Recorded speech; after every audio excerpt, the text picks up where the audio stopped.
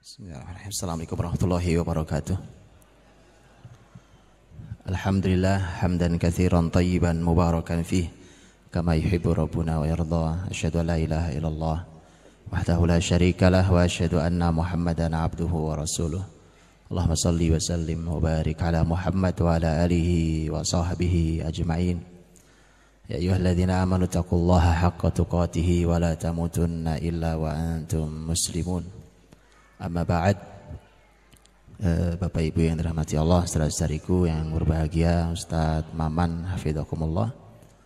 Alhamdulillah pagi hari ini kita dipertemukan Allah di rumahnya dan membahas Rasulnya, manusia terbaik yang dihadirkan untuk seluruh manusia dan jin, dan untuk semesta ini bahkan, yang hari ini bumi sebenarnya sedang mencari beliau, karena bumi tidak tahu bagaimana memperbaiki dirinya. Para ahli sudah berkumpul untuk membahas semua kerusakan, tapi tidak jelas solusinya. Dan tidak kemana-mana, mereka akan pergi ke sini untuk bertanya pada Rasul kita.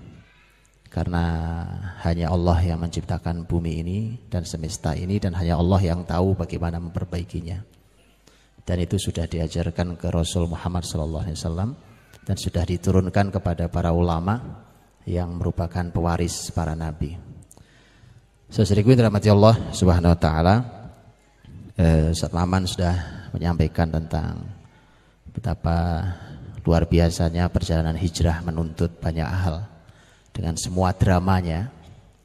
Dan belajar sirah nabawiyah seperti ini, Bapak Ibu, bukan hanya cerita masa lalu yang dituturkan seperti yang sudah kita bahas di bulan lalu, tetapi ini adalah sebuah konsep sejarah sirah nabawiyah, terutama itu adalah merupakan aplikasi Quran dan hadis beliau. Aplikasinya kalau mau tahu di dalam konsep itu, konsep tertulis di wahyu itu merupakan konsep yang dibahas, yang diaplikasikan di dalam kehidupan yang bisa kita baca di sirah nabawiyah. Makanya kalau kita mau dapat aplikasi kehidupan, bukan cuma aplikasi handphone kita, itu terlalu sederhana kalau itu. Ini aplikasi kehidupan, baca sirah nabawiyah, antum akan menjumpai seutuhnya. Saya hari ini kebagian bicara Madinah. Judulnya apa ya? Sketsa kota peradaban. Saya nggak tahu ini maksudnya apa juga nggak tahu. Saya mau cerita Madinah kalau gitu kan, tentang sketsa kota peradaban. Bapak Ibu dirahmati Allah, ada banyak sekali hikmah yang luar biasa. Setiap apa yang akan saya sampaikan itu masing-masing perlu sekian banyak kitab di perpustakaan yang perlu Bapak Ibu gali kalau mau detail. Tentu waktu saya cuma sebentar. Saya cuma ngambil kulit-kulit dan dasar-dasar yang ya di permukaan saja, inspirasi yang hadir. Tetapi kalau mau detail dalam, itu masing-masing bisa didalami. Dan bicara tentang masalah kota Madinah itu dalam bahasa Arab artinya kota, Pak. Jadi kalau kita nyebut kota Madinah itu artinya kota-kota. Iya, Al-Madinah itu artinya kota. Makanya sebenarnya kenapa namanya Madinah? Kok namanya kota gitu? Gak ada namanya berarti sebenarnya. Kalau ini kan kota ini namanya kota Bandung, ada namanya ini. Tapi Madinah berarti gak ada namanya, Pak. Karena para ulama mengatakan disebutnya sebagai Al-Madinah An-Nabawiyah atau Al-Madinah Al-Munawwarah. Al-Madinah Nabawiyah berarti kotanya Nabi, gitu ya. Al-Madinah Munawwarah, kota yang bercahaya. Ya artinya itulah penamaan yang diberikan Madinah, yang kita tahu sebelumnya namanya Yathrib. Dan Nabi, ini konsep ini lagi-lagi kalau antum buka berkitab-kitab ini, Pak. Cuma urusan ganti nama itu berkitab-kitab ternyata, ya kan? Antum tahu berapa jumlah sahabat yang diganti namanya oleh Nabi? Gak tahu kan? Makanya perlu kitab itu. Iya, dan kenapa urusan nama bukan sekedar, bukan seperti yang disampaikan oleh Shakespeare, apalah arti sebuah nama, itu konsep salah fatal itu. Begitu kok masih diikuti, ya kan? Karena dalam Islam nama itu begitu bermakna. Sampai harus ada, antum buka kitab hadis ulama manapun, kitab hadis induk, pasti akan menemukan bab tentang masalah nama. Saking pentingnya bab ini, gitu ya. Itu bab nama, bab sendiri. Karena ternyata di zaman Nabi yang dikasih nama bukan cuma orang, bukan kayak sekarang semua ada namanya. Jalan ada nama, zaman Nabi jalan juga ada namanya, Pak. Kok jalan? Lebih hebat zaman Nabi. Antum pernah tahu? Antum di rumah punya piring kan? Piring antum ada namanya enggak? Nabi punya piring dikasih nama.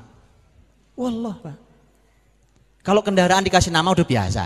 Kita kan kendaraan kita ada namanya itu kan, ada mereknya. Nabi dikasih nama itu kendaraannya. Unta Nabi punya nama, itu himar Nabi punya nama dan sebagainya. Piring punya nama. Pernah tahu piring Nabi namanya? Itu perlu kitab lagi. Kita nggak bisa, Pak. Makanya saya bilang ini baru nama, kan baru mulai kita. Baru nama, Pak. Artinya teman-teman, bukan sulit, bukan. Masalah di kita ini adalah belajar ilmu terlambat sekali. Itu masalahnya. Tidak sulit. Kita belajar ilmu terlambat. Sehingga kita tidak punya panduan tentang nama. Alhamdulillah tahun-tahun seperti kita ini, ya kurang lebih 10 tahun ke belakang ini nama-namanya bagus-bagus. 20 tahun ke belakang sudah. Tapi makin mundur makin gak jelas namanya. Coba namanya kan? Iya. Tapi alhamdulillah makin kesini makin bermakna namanya. Kalau ditanya makin jelas maknanya. Maksudnya apa? Ada artinya gitu ya. Kadang-kadang seseorang dikasih nama, manusia loh Pak Mulia, dikasih nama nggak jelas kan? Artinya sih nggak jelas. Bukan itu bab kita hari ini, saya ngomongin nama kan. Tapi Yathrib itu para ulama mengatakan memang dulu aslinya nama orang. Yathrib itu asli nama orang. Nama orang yang menghuni kota itu dan akhirnya dikasih nama sesuai dengan nama yang membuka kota. Tetapi masalahnya Yathrib sendiri dalam bahasa Arab dari kata tathrib. Tathrib itu dalam Quran ada kata tathrib di surat Yusuf. Dan para ulama mengatakan Nabi tidak suka dengan kata tathrib itu. Ada dalam surat Yusuf ketika Nabi Yusuf menghadirkan bapak ibunya di Mesir, kemudian saudara-saudaranya sudah mengakui kesalahannya selama ini. Yusuf jadi pembesar di Mesir. Yusuf memaafkan saudara-saudaranya. Qala la tathrib. Tathrib. Qala la tathriba 'alaikumul yaum yaghfirullahu lakum wa huwa arhamur rahimin. Kata Yusuf, la tathriba 'alaikumul yaum. Enggak ada masalah, hari ini kalian enggak punya salah lagi sama saya. Sudah enggak ada masalah. Jadi kata tathrib itu maknanya kesalahan, dosa. Gitu. Itu salah satu maknanya. Masuk ada kota namanya kota dosa kan nggak enak, ya kan? Saya nggak tahu kalau Bandung ini artinya apa. Kalau artinya bagus teruskan, kalau nggak bagus diganti aja namanya, Pak. Kan kalau bukan Quran boleh diganti kan? Nggak usah takut ganti, Pak. Kenapa sih takut amat kan? Ganti aja.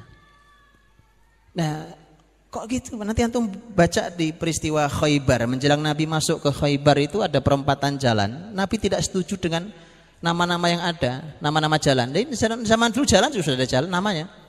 Hingga ada satu jalan yang namanya artinya bagus. Namanya Marhab. Marhab itu sebenarnya nama tokoh Yahudi di Khaybar. Marhab.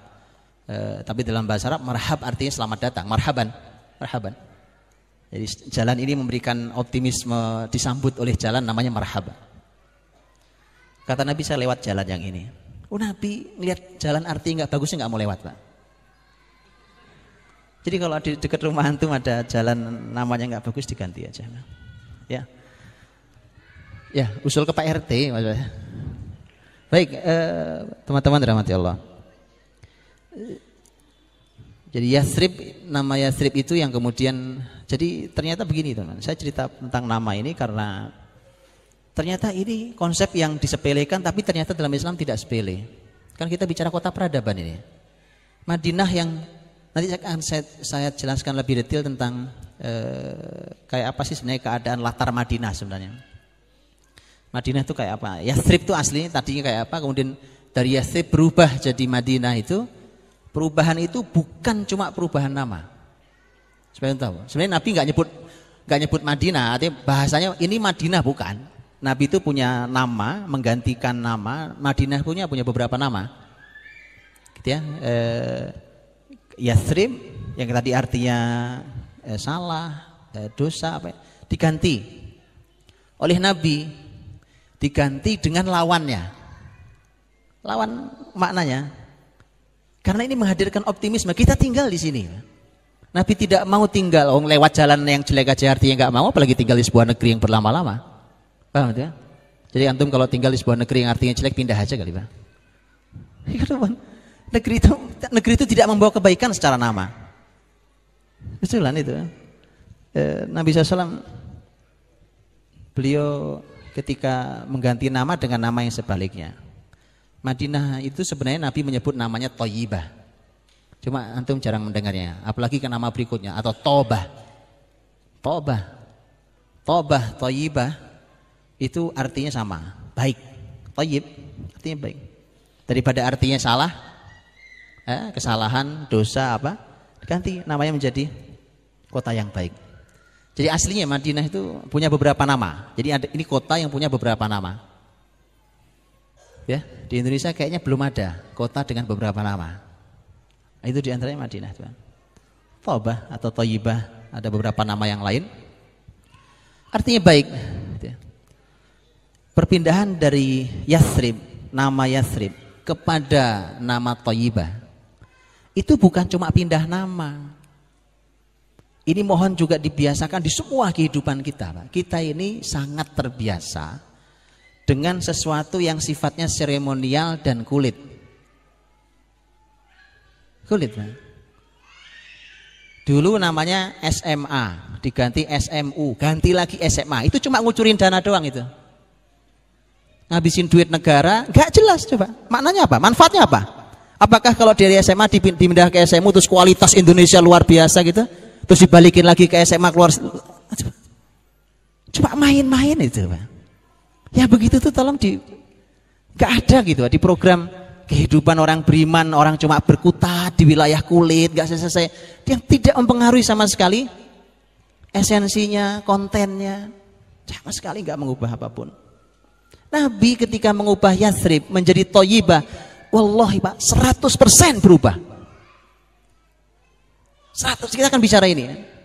Jadi perubahan dari Yathrib ke Thayyibah itu kan cuma nama itu kan alamat awal lah, kulit gitu ya. Ini bukan formalitas.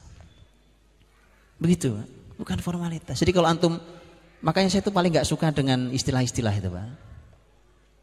Teman-teman mahasiswa di seluruh Indonesia kalau ngundang saya sampai bingung dengan istilah-istilahnya. Singkatannya macam-macam, wah singkatan keren-keren, mentereng-mentereng. Kadang-kadang mohon maaf itu, Pak, kadang-kadang isinya nggak sesuai dengan namanya.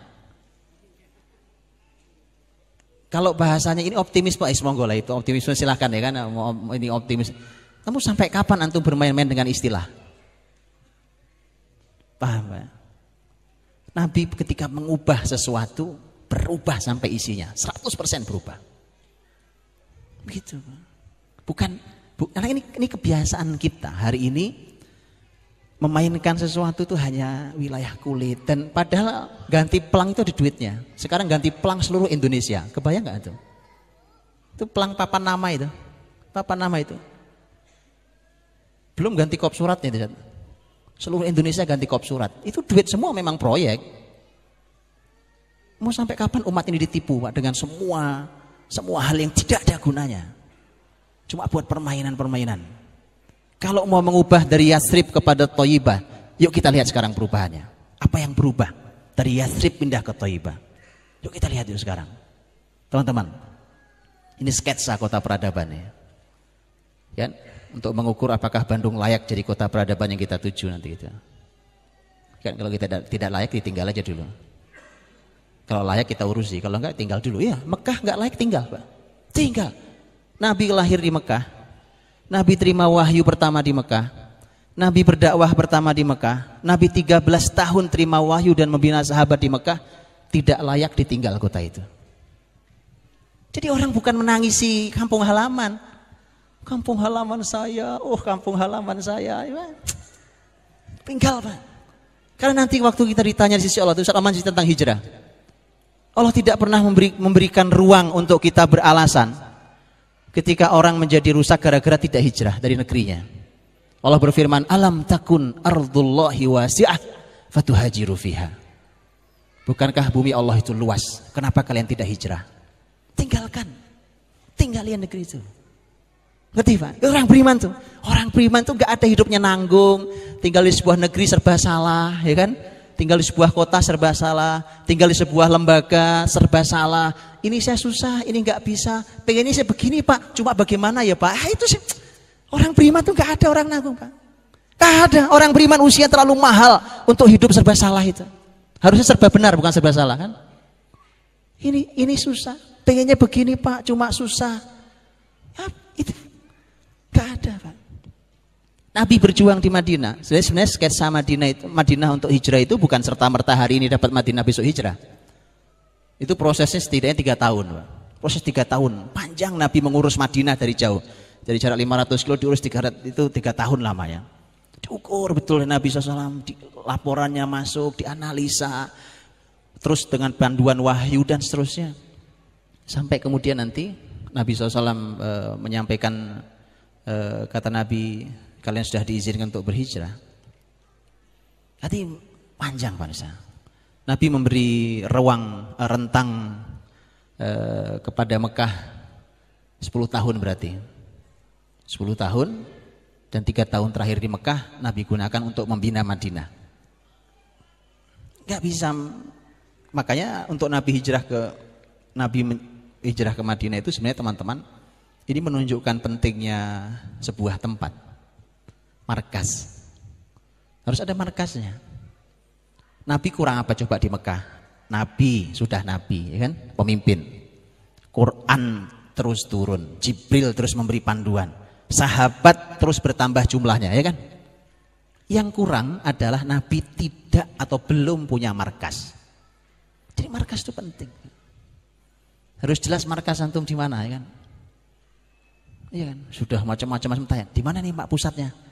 Ya, sekarang kan zamannya mobile office, Pak. Mobile office. Antum pikir mobil istimewa segala-galanya, ya kan? Ya, iya. Nabi perlu markas. Antum tahu Az-Zuhri, Imam Az-Zuhri rahimahullah taala, ulama besar tabi'in. Beliau menghitungkan untuk kita sampai 15 suku yang pernah didatangi Nabi sallallahu alaihi wasallam di dalam rangka Nabi cari markas. Kalau antum dengar kisah Taif, itu hanya salah satunya. Kenapa diungkap selalu? Karena itu yang paling seru dalam sirah. Kalau yang lainnya tidak seseru Taif memang, karena tidak banyak antum tahu. Tapi bukan cuma itu, Nabi datangi. Nabi tawarkan, mau nggak suku anda nih, anda kepala sukunya, mau nggak suku anda jadi pusat? Ini memang orang-orang nyesal. Antum tahu nyesal? Yang beruntung orang-orang Madinah, Pak. Pasti suku-suku itu begitu ngelihat Madinah jadi pusat peradaban, coba dulu kita terima, ya kan gitu kan? Nyesel memang selalu di belakang teman-teman. Makanya tolong yang cerdas supaya nggak nyesel antum. Coba dulu saya sudah pernah ditawari loh Pak sebenarnya. Itu udah lewat Mas. Nyesel sudah nyesel lewat. Tolong dianalisa dengan wahyu supaya antum nggak nyesal.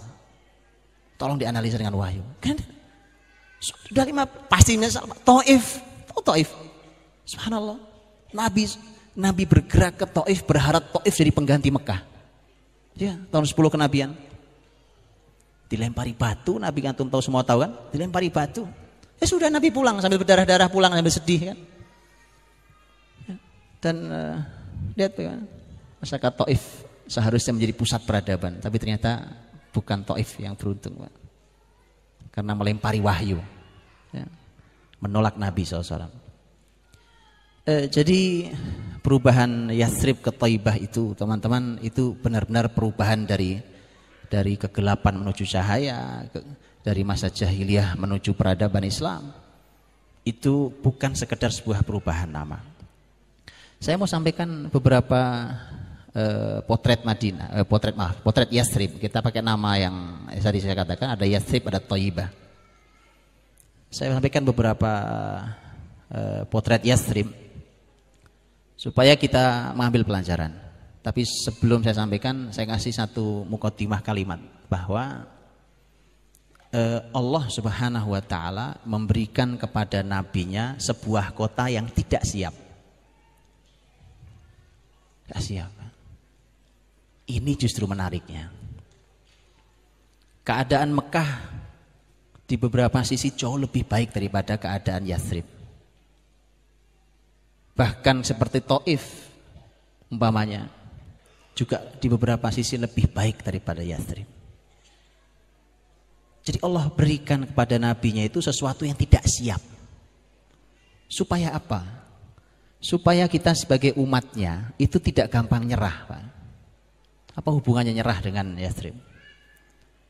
Supaya begitu kita melihat perjuangan Nabi memperbaiki Yathrib sampai berubah menjadi Thayyibah, sampai menjadi pusat peradaban bumi, bukan cuma muslimin nanti ya. Ini pusat peradaban bumi bahkan. Itu benar-benar melibatkan perjuangan yang bisa dibaca. Perjuangan Rasulnya, perjuangan para sahabat. Sehingga hari ini tidak ada orang beriman kemudian mengatakan, susah Pak. Gak ada itu Pak. Gak ada itu Pak. Orang beriman, kayaknya susah deh Pak. Ya, subhanallah. Yang susah itu buat nyawa, itu susah Pak. Memang bukan pekerjaan makhluk. Kalau mengubah kota, menjadikan kota yang tidak pernah dikenal, nggak pernah dilirik oleh peradaban sampai jadi pusat peradaban, bisa. Jadi nggak ada, apalagi masih muda-muda di hadapan saya kan, kemudian gampang nyerah dengan kalimat susah nih Pak, susah. Nggak ada yang susah Pak. Antum melihat Yathrib sangat tidak siap untuk jadi pusat peradaban. Tapi berhasil. Tapi ada pelajaran kedua, ini menarik Pak. Disampaikan oleh Dr. Abdul Karim Zidan rahimahullah ta'ala. Beliau mengatakan begini, memang kota yang kacak-kacakan kayak begitu tuh, kota yang berantakan itu lebih siap menerima Islam dibandingkan kota yang nyaman. Ngerti ya tuh? Antum kalau tinggal di sebuah lingkungan, atau antum ada di sebuah kampus, atau apapun lah lingkungan antum, mau tempat tinggal, mau tempat sekolah, mau kota, negeri itu kalau belum sesuai Islam dan negeri itu terlalu nyaman, itu biasanya agak belakangan Pak. Tobatnya agak belakangan itu. Ini analisa pakar ahli dakwah Dr. Abdul Karim Zidan rahimahullah ta'ala, seorang ulama besar hari ini. Sampai beliau mengatakan, beliau bandingkan dengan Mekah. Mekah itu wilayah nyaman. Mekah itu sangat nyaman. Perekonomian nyaman, keamanannya luar biasa. Mekah itu nyaman. Nyaman sekali. Pembagian antara suku untuk saling berbagi kekuasaan, itu berjalan sangat baik. Sangat baik. Perekonomian juga luar biasa ya kan. Apalagi orang Quraisy Quraisy jahiliyah waktu itu bisa nipu siapapun yang datang ke Mekah ya kan, untuk umroh haji ya kan. Dia buat aturan aja, pokoknya yang mau tawaf tidak boleh pakai pakaian dari luar tanah suci, maksudnya biar beli ke mereka. Itu akal-akalan marketing. Iya, dari dulu antum belajar sama Quraisy urusan marketing mah, dari mulai yang benar sampai nipu ada. Belajar sama Quraisy Pak. Loh, Quraisy itu satu-satunya suku di muka bumi kan, yang Allah sebutkan punya kelebihan rihlah tijariyah. Li'ilafi Quraisy ilafihim rihlatasyita'i was-shaif. Itu nas Qur'ani yang tidak mungkin dihapus. Jadi kalau urusan dagang antum belajar ke Quraisy Pak. Nah, Cina enggak ada apa-apanya Pak. Betulan. Betulan belajar ke Quraisy Pak.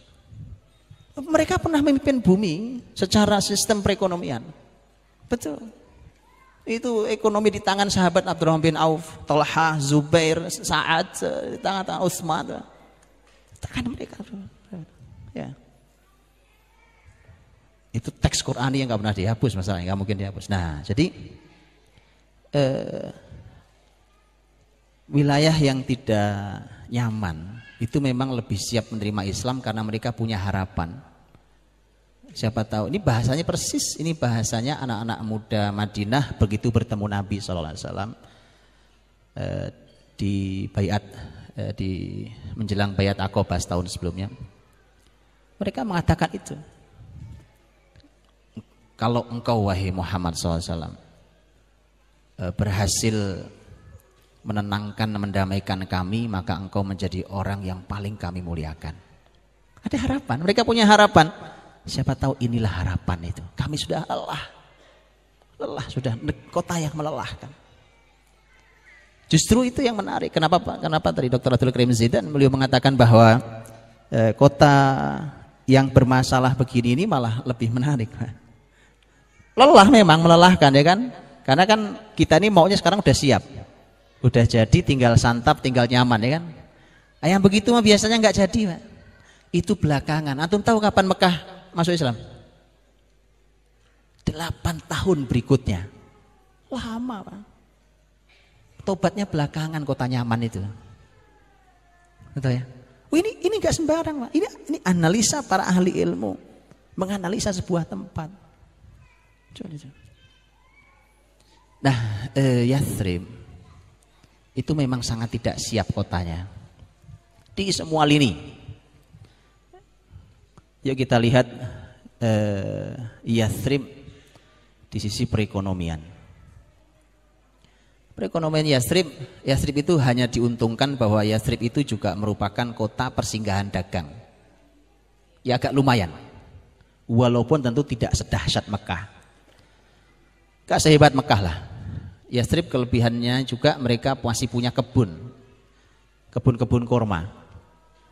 Kebun-kebun itu ada di Yathrib.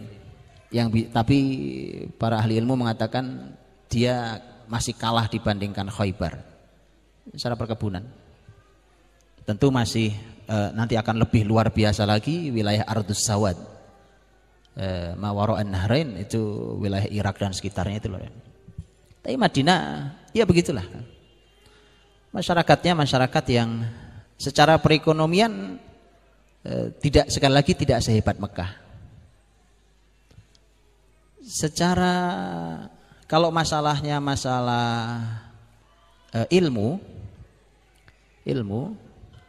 mereka buta hurufnya sama orang Mekah, Pak. Jadi kemampuan baca tulis itu kemampuan langka. Karenanya Allah menyampaikan huwallazi ba'atsa fil ummiyin. Rasulnya Rasul ummi, Rasulan Nabiyal ummi, alladzi yajidunahu maktuban 'indahum fit Taurat wal Injil.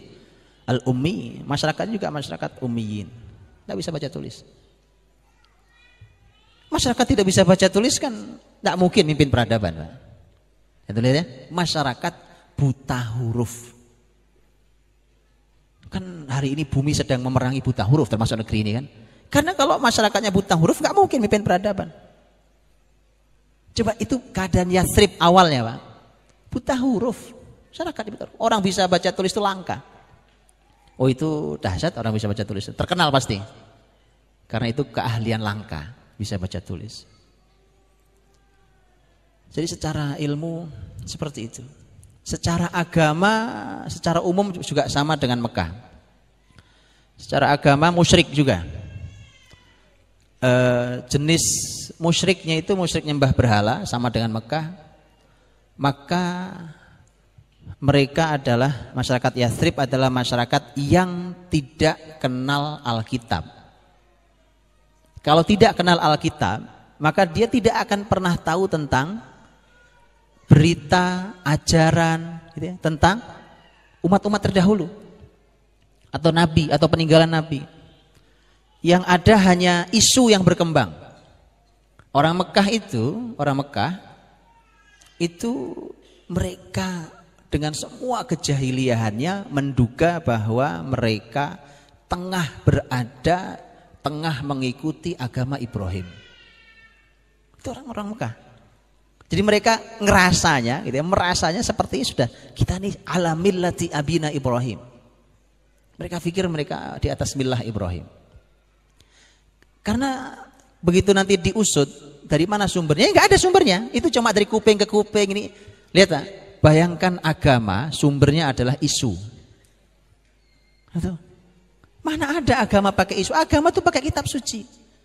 Ada Zabur, Taurat, Injil, Quran, harus pakai kitab suci. Loh sekarang begini kok diulangi oleh muslimin. Beragama sumbernya isu. Yang ngaji sama Google itu isu.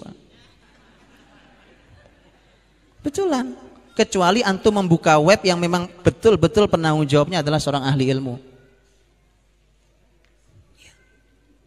Cuma broadcast gitu saja.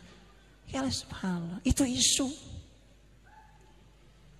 Saya suka sering kejar, bahkan ada nama penulisnya. Coba tanya, betul nggak penulisnya beliau? Nggak tahu Pak, kira-kira nggak tahu kok antum sebar. Karena kebiasaan kita. Beragama pakai isu, landasannya isu. Kalau Quran bahasanya lebih jelas, berdasarkan turun-temurun nenek moyang. Itu namanya tutur tinular. Ya, dituturkan dan ditularkan. Begitu. Cuma dari lisan ke lisan terus jadi ajaran. Jadi mereka memang Yathrib sama dengan Mekah. Mereka tidak punya panduan. Orang Syam, negeri Syam, itu mereka punya panduan Alkitab. Ada masyarakat Yahudi, ada masyarakat Nasrani. Walau Alkitab mereka sudah hancur berlebur, kan udah berantakan, udah mereka ubah-ubah semua, terserah mereka. Mereka masih punya panduan. Makanya kalau antum melihat bagaimana Nabi tahun 7 Hijriah ngirim surat kepada para raja-raja, sikap Kaisar Romawi yang sangat santun itu karena dia tahu persis, sang Kaisar tahu persis bahwa ada di Alkitab kami informasi dan ciri Nabi terakhir. Karena sopannya luar biasa. Tapi begitu Nabi kirim surat ke Kisra Persia, pemimpin tertinggi Persia, itu kan nggak ada ilmunya dia, nggak punya Alkitab. Persia tidak punya Alkitab, orang nyembahnya api, ya kan? Yang ada dia cuma ngamuk. Begitu dibacain suratnya, bukannya isi yang dia bahas. Siapa nih orang kurang ajar berani meletakkan namanya di atas nama saya? Itu bukan konten. Walaupun Kisra tertinggi, kan? Bukan konten yang dibahas, Pak. Ya, tadi kulit-kulit tadi itu. Jadi antum tuh kalau bahas kulit-kulit antum ngikuti Persia memang. Cuma senang dengan yang kebetulan ini. Yang dikomentari kan Nabi ngirim suratnya begitu. Min Muhammad Rasulillah ila Kisra Azim Furs.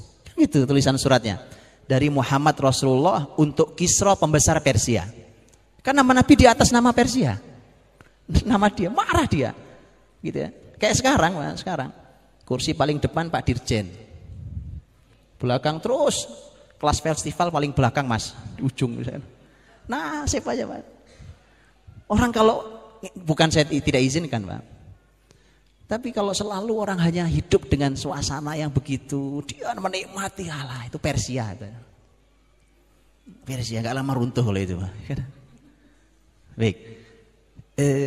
Jadi tidak secara agama sudah tidak ada pengetahuan ya. Yathrib, Mekah, mereka semua pakai isu turun temurun, nggak jelas, sumbernya tidak pernah jelas, sumbernya tidak pernah tahu dari mana sumber sebenarnya ini. Katanya, nah gitu, katanya ini agama Ibrahim, katanya. Baik, secara sosial kemasyarakatan, masyarakatnya lelah sekali. Tadi seperti kalimat anak-anak muda yang menemui Nabi SAW di Mina itu, mereka lelah dengan pertikaian.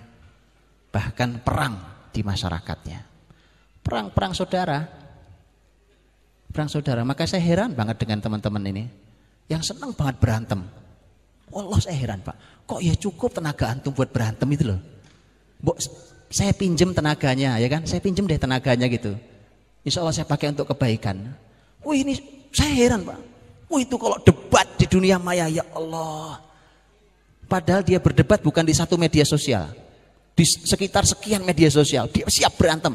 Saya bilang hebat banget tenaga di orang-orang ini. Untuk berantem itu luar biasa. Masyarakat sakit. Yang ngaji sirah harus berhenti Pak. Saya udah berkali-kali bilang, yang ngaji sirah harus berhenti. Wallahi, tidak pernah ada kebesaran di masyarakat yang bertikai. Wallahil azim. Antum tahu Salahuddin Al-Ayyubi rahimahullah ta'ala, bagaimana beliau mengambil Palestina kembali, membersihkan Palestina dari salib. Salahuddin diminta oleh pemimpin tertingginya, atasannya Nuruddin Zenki, agar segera masuk ambil Palestina. Kata Salahuddin, tidak bisa, saya harus menundanya. Ditunda cukup lama. Anda tahu kenapa menunda? Salahuddin melihat tidak mungkin kita akan menang. Tidak mungkin. Kenapa? Lah, Mesir aja keadaannya seperti ini. Padahal pintu masuknya dari Mesir. Mesir seperti ini keadaan musliminnya. Akidahnya sesat, masalah, rusak mereka. Pemimpinnya sibuk berantem sendiri. Gak bisa. Ya itu, makanya diselesaikan ini dulu. Gak, antum berhadapan sama orang kafir gak bakal menang. Berarti Salahuddin bilang, gak bakal menang. Tunggu dulu. Dibereskan dulu Mesir, begitu beres baru dengan izin Allah kemudian berhasil mengambil Palestina. Begitu. Jadi lelah, masyarakatnya lelah, bertikai, berantem, ya kan? Dan musuh Islam senang sekali. Kalau muslimin sedang tenang, mereka mikir ini apalagi isu yang bisa buat berantem nih ya. Lempar lagi, ya berantem lagi. Ayolah silahkan berantem ya kan. Kita menikmati harta kekayaan negeri kalian. Allah, mau sampai kapan antum? Makanya saya selalu tidak tertarik hanya dengan berantem. Kalau bicara akidah, yuk kita bicara akidah, Pak. Baik, ini sesat, ini soleh, ini benar, ini yuk kita bicara. Ada panduannya. Tapi sekedar berantem, apalagi hanya masalah kelompok. Ini kelompok apa ya? Ya, subhanallah. Sini sholat di Salman bareng-bareng sini, satu soft bersama antum biar bener. Soft dirapetin kakinya biar hati nggak bercerai-berai. Nabi katakan kan, Nabi katakan rapat softnya, sausufakum, setau rapat terus. Wala takhtalifu fatakhtalifa qulubukum. Jangan bercerai-berai, jangan renggang-renggang, nanti pecah hati kalian tuh. Ya, sholat bareng aja di sini dulu ya kan. Teman-teman, lelah masyarakat Madinah, masyarakat Yathrib tidak bisa menghasilkan karya apa-apa. Capek berantem. Antum tahu orang-orang Yathrib kalau ke Madinah diejek Pak, sama orang Mekah. Diejek. Kenapa? Kan masyarakat, ya masyarakat rendah. Diejek. Itu baru orang Mekah. Bagaimana mereka pergi ke Romawi, pergi ke Persia, yang memang mereka mimpin bumi saat itu. Sama-sama Arab. Pergi mereka ke Mekah, diejek sama orang Mekah. Salah satunya diejek karena faktor kesehatan. Coba, ternyata sampai kotanya pun kota sakit. Sakit, kesehatannya masalah. Kesehatan kota masalah. Sudah berapa tadi poinnya kan? Kesehatan kota masalah. Dikenal dengan Hummal Madinah, dengan demam Madinah. Sampai ini dalam bahasa sejarah ya. Bayangkan sampai ada penyakit dinisbatkan ke kota itu. Kalau di sini ada nggak penyakit yang begitu, Pak? Sekarang ada ya nama-nama penyakit gitu kan? Ya kan? Ada ya? Penyakit sumbernya dari mana, awalnya dikenal di situ. Sampai terkenal itu. Demam Madinah, demam Yathrib. Karena memang siapapun yang masuk ke Yathrib mesti harus demam dulu. Demam tinggi, kadang-kadang sampai pingsan-pingsan itu. Seperti Bilal radhiyallahu anhu pertama masuk Yathrib pingsan-pingsan.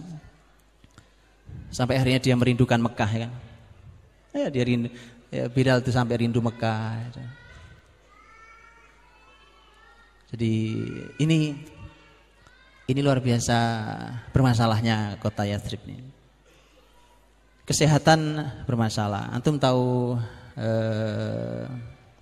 kalau orang tawaf, karena ada sejarahnya. Orang tawaf itu ada sunnah. Sunnahnya namanya sunnah ar-ramal.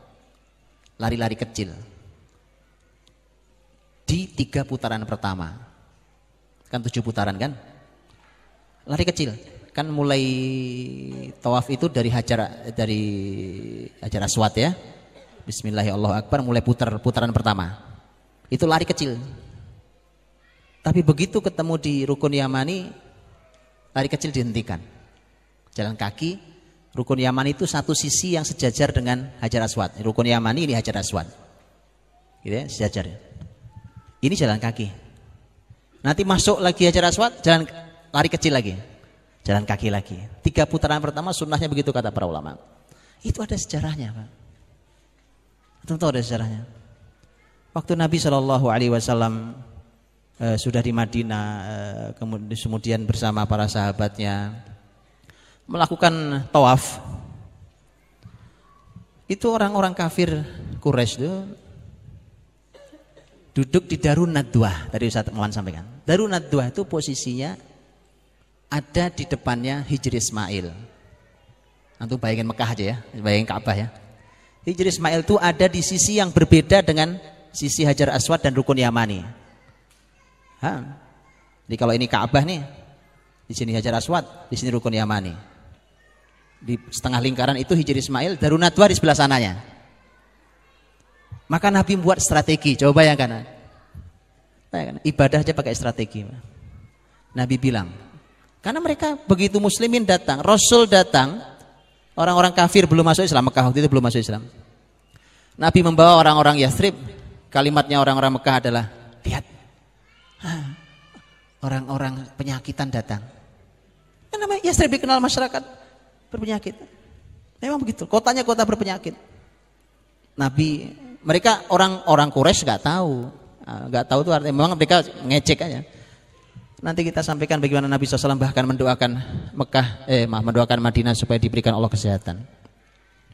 Maka Nabi buatkan strategi. Kata Nabi, kalian tawaf. Begitu mulai dari Hajar Aswad tawaf, kalian lari kecil. Bayangkan Bang, muslimin laki-laki berapa orang lari. Untuk apa? Untuk apa? Orang-orang Quraisy yang duduk di Darun Nadwah bilang, fisiknya hebat mereka ini ya. Kan orang lari, laki-laki lari, kebayang tuh. Begitu sampai di sini posisinya Rukun Yamani, berhenti, jalan kaki, nggak kelihatan dari sana. Ya, perlu strategi. Jadi makanya tolong teman-teman, semangat itu penting, tapi semangat tanpa ilmu dan strategi nggak ada gunanya. Sirah Nabawi itu penuh strategi. Di sini jalan kaki kan nggak kelihatan dari Darun Nadwah kan? Itu pembesar-pembesar kumpul di sana, Pak. Lumayan buat nafas kan, jalan kaki biasanya. Sampai sana lari lagi, karena udah mulai kelihatan. Jalan kaki lagi. Rabbana atina fid dunya hasanah kan? Karena itu perlu ditunjukkan di hadapan musuh. Di hadapan musuh kok ngeluh lemah terus. Makanya kan saya bilang, subhanallah, bagaimana muslimin hari ini menyebar dirinya di media sosial, selalu kelemahan yang dibicarakan. Gak pernah menunjukkan ini kuat kami. Bukan, aduh kami sedang sedih, aduh ini sedang gini, wah masalah besar. Ya, musuh tertawa itu satu, yang kedua musuh tahu, kita tahu kita pintunya dari mana. Nabi SAW tunjukkan, lari kalian, lari. Itulah kemudian para ulama menyampaikan dalam fikihnya sunnah hukumnya di situ untuk lari. Secara fisik masalah, secara kesehatan kota masalah. Apalagi yang belum disorot? Antum mau nyorot apa? Mau tahu keadaan Yathrib apa? Jadi kota ini sangat tidak siap. Nabi diberi Allah kota hijrahnya, jangan dibayangkan bahwa itu kota yang luar biasa. Ya. Itu belum lagi nanti gangguan masalah karena masyarakat Arab bertetangga di Madinah itu, di Yathrib itu dengan masyarakat Yahudi.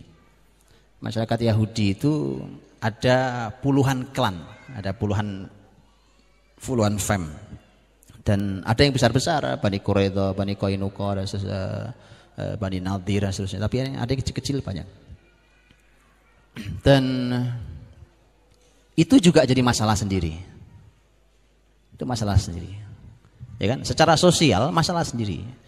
Karena ini uniknya, masyarakat Yahudi ini masyarakat Alkitab yang tahu persis tentang akan datangnya Nabi terakhir. Bahkan keberadaan mereka di Madinah pun dalam rangka mengikuti jejak Alkitab mereka yang menginformasikan bahwa Nabi yang terakhir akan besar di kota dengan ciri-ciri seperti ini.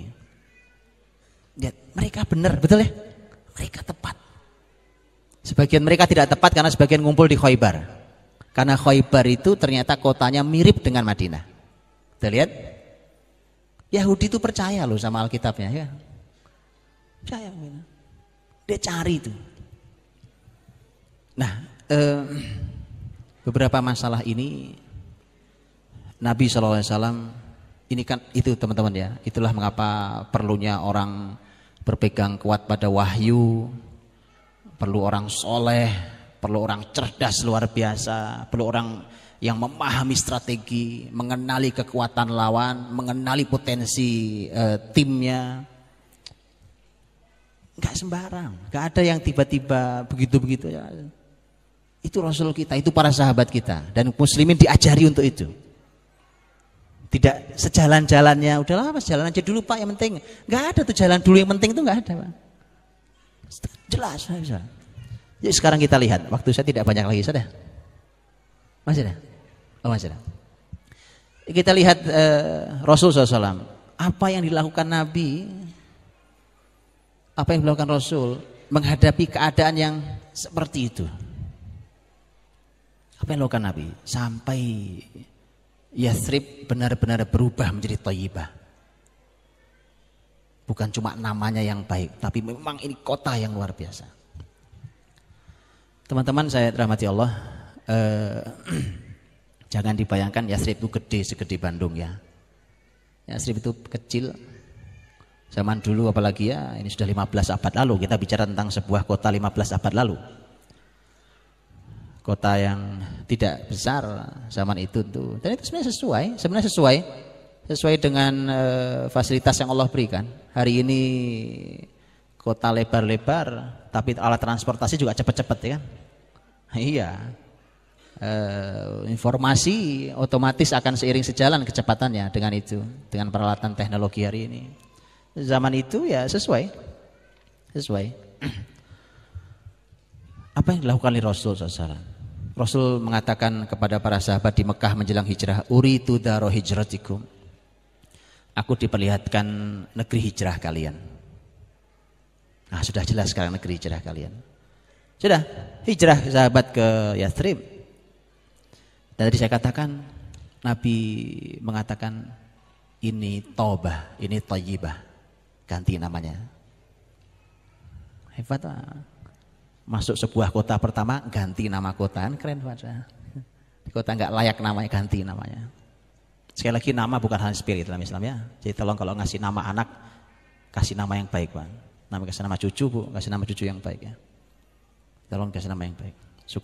Saya suka susah membedakan antara nama orang sama nama anjing itu kejadian pak. Mirip namanya dengan nama anjingnya dan nggak jelas artinya. Betulan, ya, betul kan? Betul kan namanya? Kadang-kadang lebih mulia nama anjingnya kadang-kadang. Jadi tolong yang perhatikan, ini bukan hal sepele lah misalnya. Kalau itu konsep nubuah kalau sepele. Nabi SAW hijrah dengan para sahabat itu kota-kota kecil. Kota kecil. Sementara kan tugas besar Nabi SAW bukan cuma Madinah, bukan cuma Jazirah Arab, seluruh bumi. Lalu sekarang kekuatan Persia Romawi saja, antum tahu Romawi? Romawi itu ada dari mulai kalau antum lihat di sini wilayah Syam masuk ke Turki masuk ke seluruh daratan Eropa, ke selatan masuk ke Afrika. Bayangkan sebesar itu wilayah Romawi. Muslimin cuma punya kota kecil. Ini pelajaran, Pak. Pelajaran. Saya sudah sampaikan di pertemuan yang lalu. Sekali lagi saya ulangi Pak, bahwa muslimin tidak pernah diajari untuk bicara kemenangan hanya berdasarkan jumlah. Tak pernah ada itu. Abdullah bin Rawahah radhiyallahu anhu yang mengatakan, la nuqatil bil adad wala bil udad. Kami tidak pernah berperang, berjihad itu hanya karena faktor berapa jumlah kami, berapa perbekalan kami. Tidak pernah kami diajari itu oleh Rasul kita. Cuma berhitung di atas kertas, bagaimana survei di lapangan, bagaimana itu gaya hari ini, Pak. Gaya hari ini. Bukan tidak penting jumlah, tapi Quran mengatakan jumlah tidak penting, betulan. Bukan tidak penting sebenarnya jumlah, tapi ketika sudah menghilangkan Allah, jumlah Anda yang banyak pun gak ada gunanya. Laqad nasarakumullahu fi mawatin katsirah wa yauma Hunain id a'jabatkum kathratukum falam tughni 'ankum syai'a wa dhaqat 'alaikumul ardu bima rahabat tsumma wallaytum mudbirin. Itu perang Hunain, muslimin acak-acakan karena muslimin bangga dengan jumlah yang banyak. Kata Allah, tidak berguna sama sekali jumlah banyak kalian itu. Allah katakan, nggak ada gunanya. Ajaib, padahal manfaat. Jumlah sebanyak ini kan Masya Allah gunanya ya kan. Jadi Rasul Sallallahu Alaihi Wasallam dengan kota yang kecil itulah Nabi. Jadi Allah, subhanallah, Allah memberikan kepada Rasulnya tidak tiba-tiba besar. Nggak tiba besar. Ya bertahap. Makanya para ulama selalu mengatakan ada namanya sunnatut tadarruj. Ada sunnah bertahap. Semua dalam Islam itu kaidahnya bertahap. Bahkan kata al-Islam, sin lam mim, alif sin lam mim, itu juga seakar kata dengan kata sulam. Artinya tangga. Sulam itu tangga, Pak. Kalau tangga itu bertahap, 1, 2, 3 gitu. Sehebat-hebatnya untuk melompat tangga kuat berapa? Ayo kita buat lombanya sekarang. Itu kalau nyampe, kalau enggak keseleo. Betul kan? Makanya kita ini generasi banyak yang keseleo, Pak. Iya, banyak yang keseleo. Antum minta anak lompat langsung tangga sekian. Ya semua ada tahapannya. Semua ada tahapan panduan. Enggak tiba-tiba anak ditekan untuk sholat tahajud. Ya, sholat 5 waktu belum beres antum suruh tahajud. Contoh, keseleo. Anak diajari robotik. Ilmu kan manfaat. Tahajud juga manfaat. Tapi kan anak, ya Allah, dia belum tahu mengurusi dirinya sendiri. Bagaimana Islam mengajari dia mengurus dirinya sendiri, bahkan keseleo semua karena tidak menggunakan tahapan. Allah memberi nabinya tidak langsung besar, lagi juga nggak bisa diurus. Kalau kebesaran gimana ngurusnya? Dikasih kota kecil, tapi pertumbuhan progresnya sangat jelas, sangat jelas. Antum tahu di Madinah Nabi berapa tahun? Nabi berapa tahun di Madinah? Di Madinah 10, 13 di Mekah, 10 tahun di Madinah. Lihat Pak, 10 tahun Allah kasih cuma kota. Bapak Ibu tahu Masjid Nabawi ya? Sudah ke sana kan? Mudah-mudahan yang belum segera ke sana insyaallah, amin. Amin ya. Itu Masjid Nabawi ada pagernya, pagar keliling, ada halaman, ada pagar keliling. Dulu saya wallahu alam, saya pernah ngaji dulu sama Syekh Atiyah Salim rahimahullah taala. Syekh Atiyah Salim rahimahullah taala itu guru saya, guru beliau. Seingat saya beliau pernah mengatakan dulu Madinah di zaman Rasul kurang lebih seluas pagar Masjid Nabawi ini. Ya, itu. Dan itu ada peta. Nanti kita bicara peta, ada waktunya tapi. Jadi tidak besar. Tapi antum tahu visinya? Visinya satu bumi, Pak. Satu bumi visinya. Hanya perlu 10 tahun sampai Nabi wafat. Dan satu jazirah Arab sudah di tangan Madinah. Antum tahu satu jazirah Arab? Ya, dari mulai Yaman selatannya, terus sampai ke wilayah Syam di utaranya. Dari Laut Merah di sebelah barat, terus sampai wilayah Oman di sebelah timurnya. Kebayang apa nggak kebayang? Nggak kebayang. Ngaji sirah memang harus ada petanya, Pak. Ngaji sejarah memang harus ada peta. Saya ngomong nanti bingung juga tuh bayangin itu sebelah mana itu, segede apa itu, Pak, ya kan? Yang hari ini mencakup beberapa negara. Setidaknya dari 7 negara tercakup di dalamnya. Ya. Baik, teman-teman rahmati Allah. Jadi bertahap. Gak usah buru-buru, bertahap, ada tahapan. Tahapan itu diukur, setiap langkah diukur. Nggak kuat, tahan. Nggak kuat kita. Tahap. Nabi SAW melakukan langkah strategis di Yathrib. Ketika Nabi mengumumkan, dan Nabi tahu bahwa Yathrib ini masalah besar. Masalahnya banyak. Ini pentingnya pemimpin soleh. Jangan dipikir kalau kita memimpin terus kita bermasalah secara kesolehan tidak berpengaruh pada sebesar yang kita pimpin. Kebayangkan bagaimana kalau punya pemimpin gak sholat? Jangan dipikir yang bermasalah cuma dia, Pak. Kita satu negeri yang dipimpin, satu kota yang dia pimpin, satu lembaga yang dia pimpin, semua akan masalah. Itu pentingnya pemimpin soleh. Imam Ahmad rahimahullah ta'ala, Imam Ahmad bin Hanbal. Imam Ahmad sampai mengatakan begini, kalau saya tahu ada satu doa saya yang pasti dikabulkan Allah, akan saya berikan doa ini, saya akan mendoakan pemimpin. Jadi kalau dia tahu yang Imam Ahmad yang ini pasti dikabulkan Allah, umpamanya gitu ya, saya akan, tapi cuma satu, saya akan pakai yang satu itu untuk mengabulkan, untuk mendoakan pemimpin. Kenapa? Kalau pemimpin baik, maka baik pada seluruh negeri yang dipimpinnya. Ya. Kalau antum dikasih satu doa yang dikabulkan Allah, doanya minta apa? Oh beda kan? Beda. Saya tahu, sudah gak usah ngomong, tahu saya. Gak usah ngomong. Beda. Kenapa? Ini ahli ilmu, Imam Ahmad. Imam Ahmad mengatakan, saya akan berikan pada pemimpin. Karena kebaikan pemimpin, kebaikan seluruh rakyatnya. Ya. Maka Rasul ketika masuk, Masya Allah Pak. Jadi PR-nya tadi sudah banyak ya, yang di list tadi kan. Tadi apa tadi? Masalah kesehatan, masalah sosial, masalah apa segala macam. Nabi ngelihat buah, begitu masuk, itu ternyata mulai muncul masalah. Di antaranya masalah kesehatan. Ya, Bilal pingsan-pingsan, Abu Bakar panas tinggi, demam Pak. Demam sekali. Nabi SAW mengatakan, berdoa. Karena akhirnya tadi saya katakan Bilal mulai merindukan Mekah lagi. Bahaya loh. Betul kan? Balik lagi ke wilayah yang sudah ditinggalkan. Apalagi itu negeri masih negeri musyrik. Terus masih merindukannya, bahaya. Betul? Bahaya sekali. Nah, ini bahaya. Orang masih merindukan kampung halamannya. Ya Allah, kalau antum rindu Bandung, Mbak, Bandung ini indah sekali.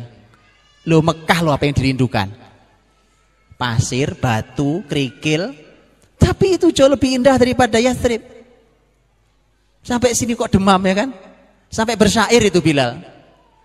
Ala laita syi'ri gitu. Abitanna lailatan. Jadi dia berhayal begitu pingsan bangun tuh dia bersair Bilal radhiyallahu anhu. Ya Allah, andai malam ini aku bisa menginap di sebuah tempat yang hauli idkhirun wa jalilu, yang aku dikelilingi oleh pohon idkhir. Antum tahu idkhir enggak, Pak? Idkhir itu rumput. Adanya cuma di Mekah. Antum tahu enggak rumput yang dirindukan Bilal loh? Dia berharap tidur di sekelilingnya ada pohon idkhir, rumput idkhir.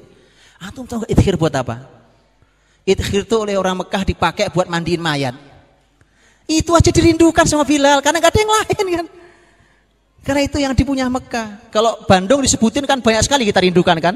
Rindu ini lengkap kan. Belum kulinernya itu lengkap, kulinernya berapa banyaknya.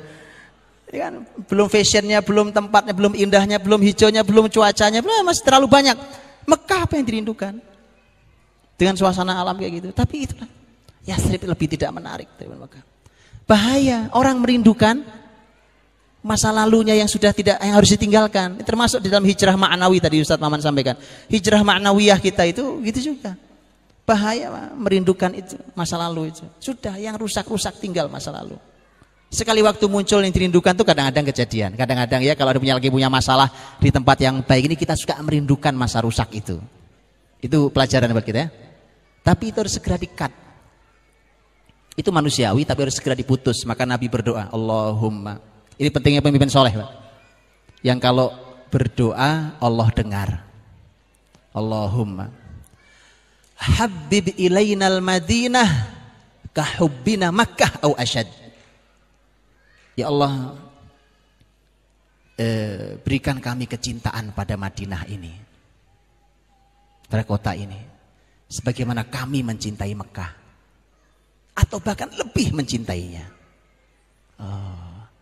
Jadi memang salah satu panduan kota peradaban itu, Pak, harus mencintai kota itu.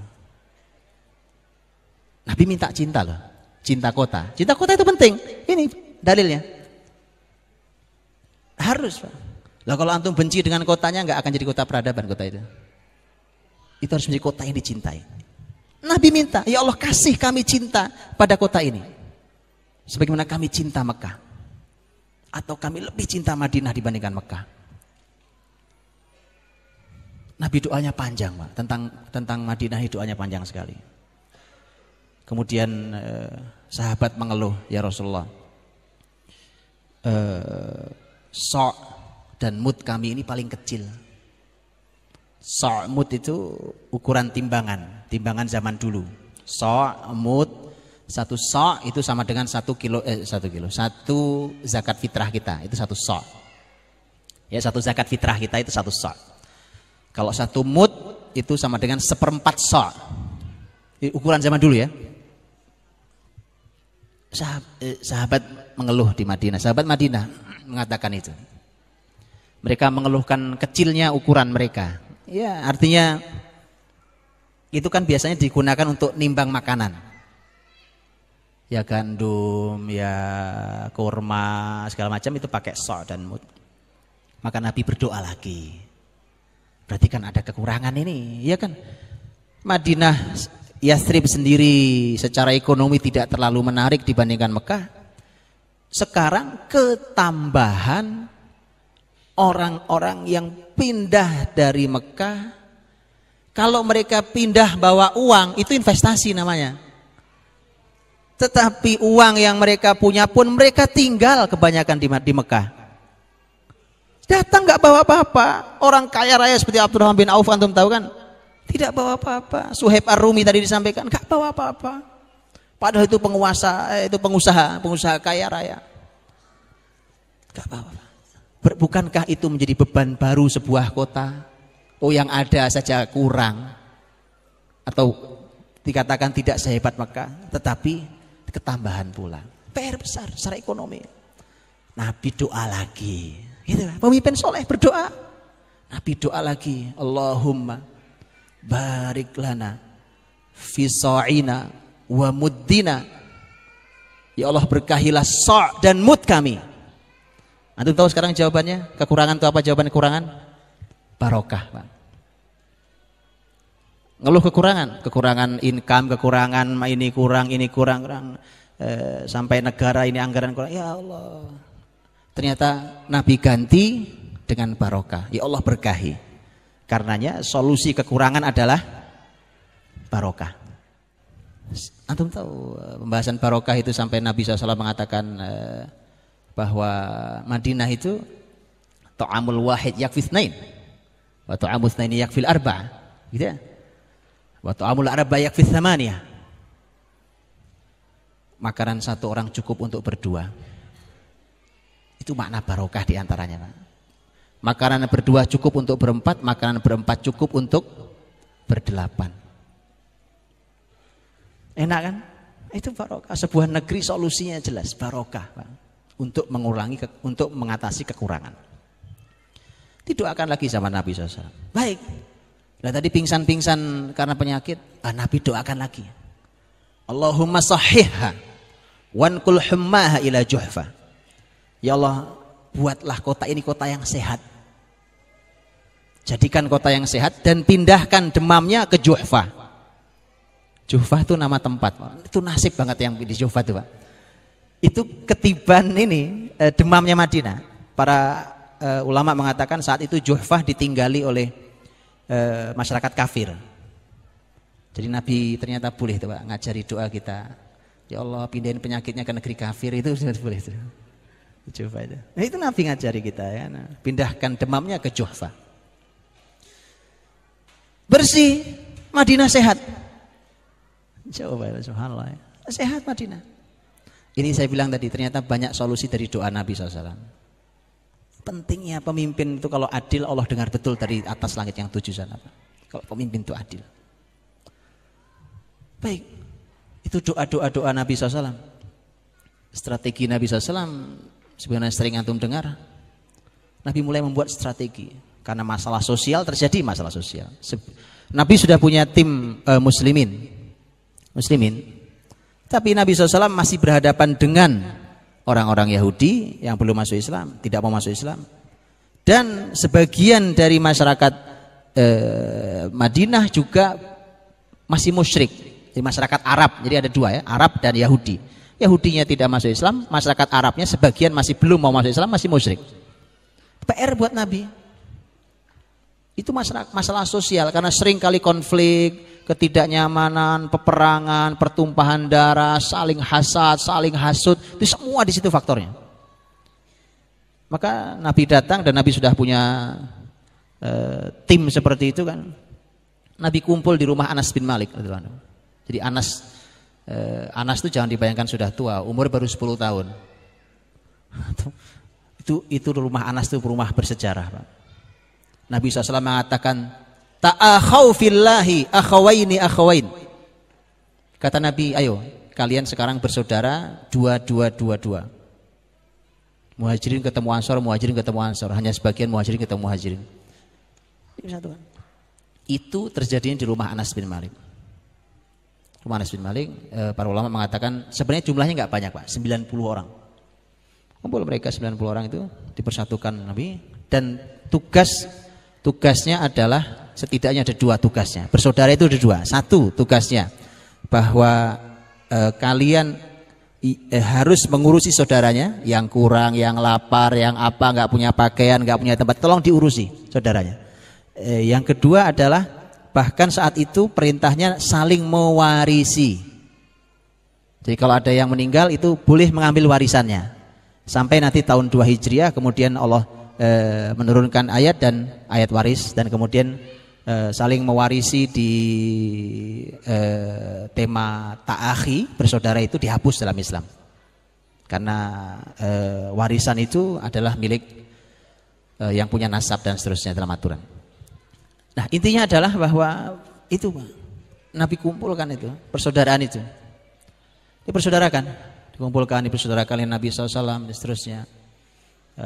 Dan itu penting. Padahal bukankah begini? Bukankah semua kita sudah tahu ayat innamal mu'minuna ikhwah? Sahabat Muhajirin Ansar juga tahu. Artinya hubungan antar persaudaraan, hubungan apa, walaupun nanti tema Al-Hujurat turunnya memang bukan di situ, ya. Tapi maksud saya adalah ikatan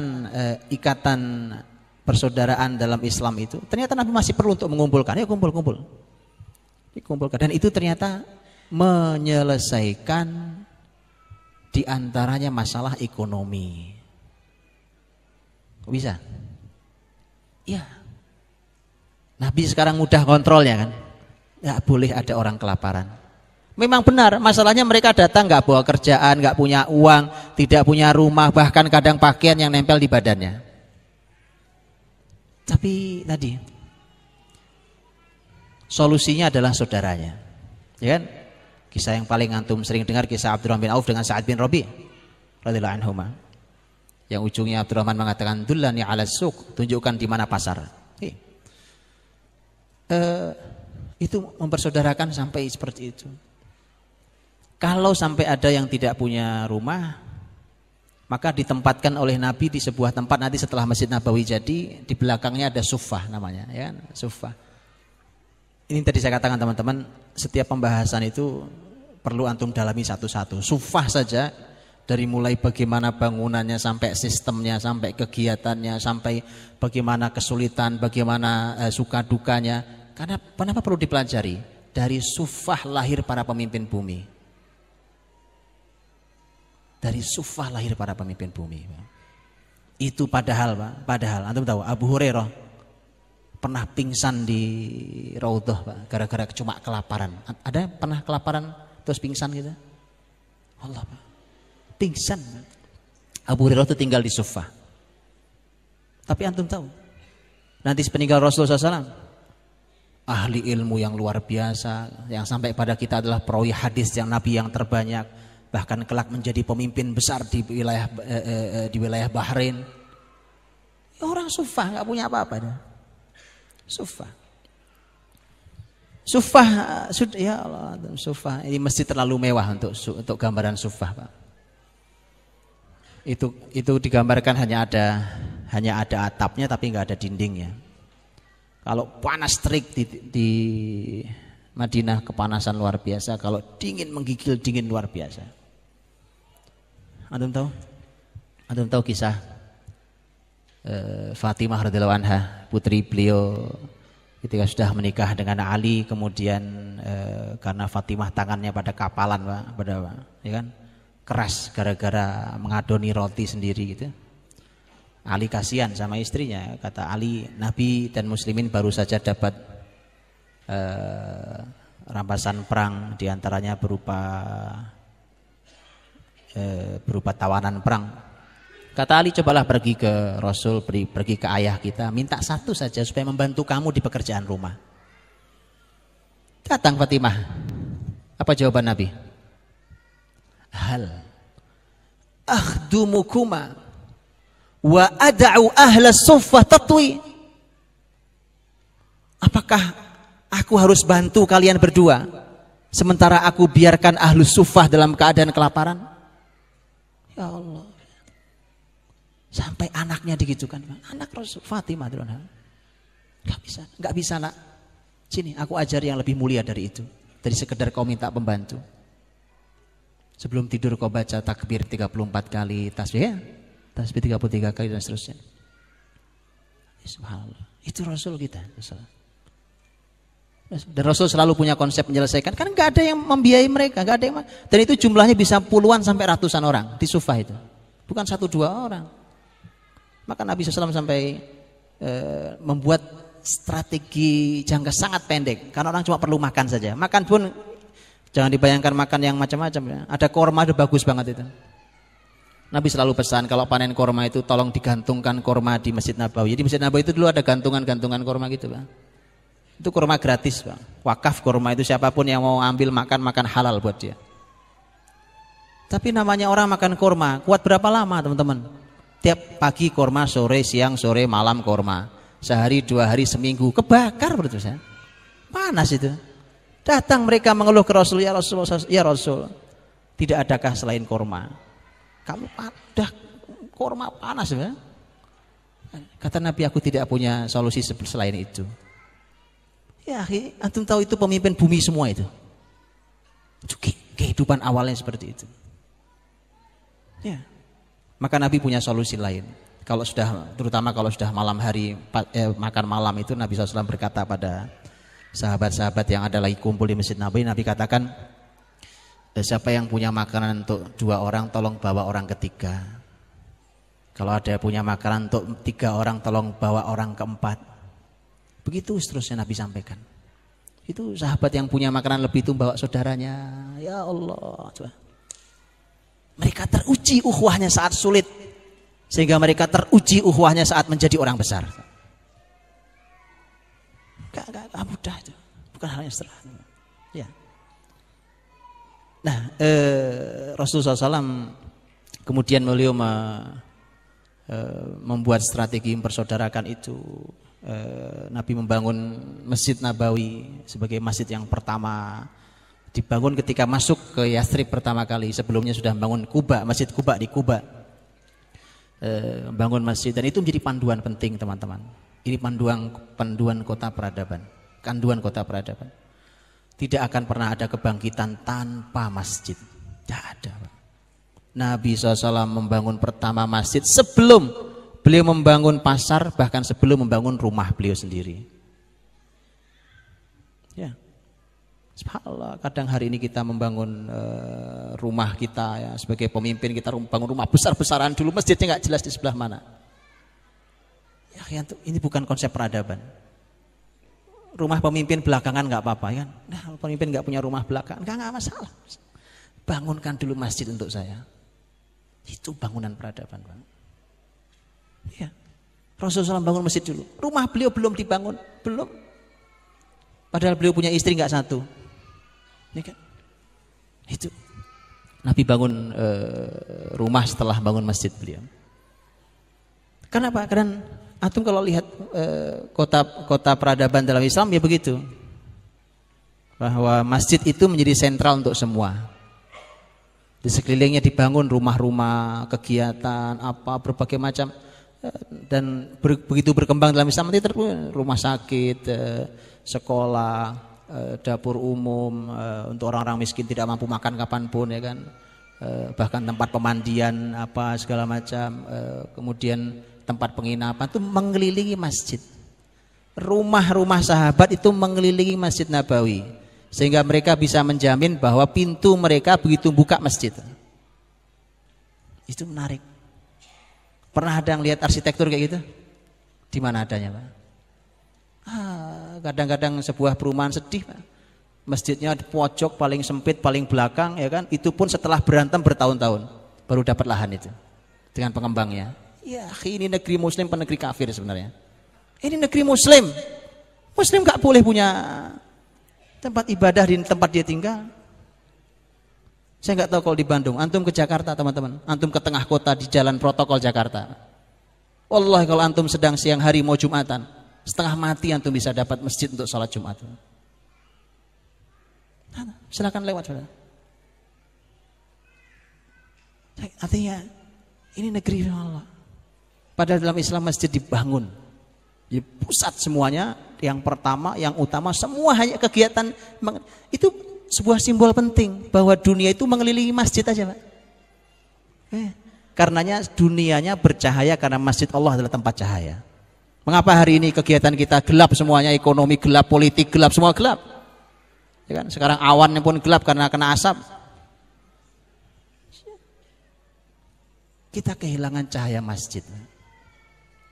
Makanya kalau mau bangkit seperti ini, Pak, masjid itu diramaikan, penuhi masjid, jaga sholat 5 waktunya, terutama bagi laki-laki di masjid. Baru kita bicara peradaban. Kalau belum, jangan bicara, nanti dulu, sholat aja dulu, benar. Tadi saya bilang, Salahuddin Al-Ayyubi menunda juga salah satunya karena masjid masih kosong. Oh, bicara tentang malahkan orang kafir, nah, sholat dulu yang benar, sholat dulu yang benar, masjid dipenuhi dulu. Itu selalu. Fi buyutin adinallahu an turfa'a wa yudhkara fiha ismuh. Di rumah-rumah Allah dan seterusnya yang diizinkan untuk disebut dan ditinggikan namanya. Begitu, itu masjid, ya. Dan masih banyak yang lain. Dengan orang Yahudi Nabi membuat perjanjian, tapi bicara tentang masalah ini untuk mengamankan sosial. Orang musyrik juga Nabi membuat perjanjian yang intinya adalah kita bareng-bareng jaga kota ini. Muslimin dibuat perjanjian juga. Jadi yang perlu dipahami teman-teman, Piagam Madinah itu sebenarnya bukan cuma satu. Bukan cuma kita dengan muslimin dengan Yahudi, tapi di internal muslimin pun Nabi membuat perjanjian antara muhajirin dan ansor. Ini yang seringkali kita tidak membahas ketika membahas Piagam Madinah. Sehingga selalu kalau membahas Piagam Madinah itu babnya mesti bab toleransi. Karena ini dibahas cuma masalah muslimin dengan Yahudi. Padahal Nabi ketika bicara tentang muhajirin dan ansor, dikumpulkan muhajirin dan ansor, dibuat perjanjian oleh Nabi Shallallahu Alaihi Wasallam. Nabi mengatakan innakum ummatun wahidah min dunin nas. Kalian adalah umat yang satu yang terpisah dari masyarakat manapun. Itu dulu dikuatkan di internal. Di internalnya belum kuat, kita terima orang kafir. Berantakan akidah kita. Diacak-acak oleh orang kafir yang masuk. Kalau kuat nggak masalah. Dengan Yahudi Nabi siap kerjasama. Terus nanti Nabi bangun pasar ekonomi. Kenapa? Karena pasar itu adalah keahliannya orang Mekah. Dan itu salah satu kunci peradaban yang harus segera diambil. Ekonomi pasar itu. Adapun kebun Madinah itu tetap dikelola oleh orang-orang Madinah.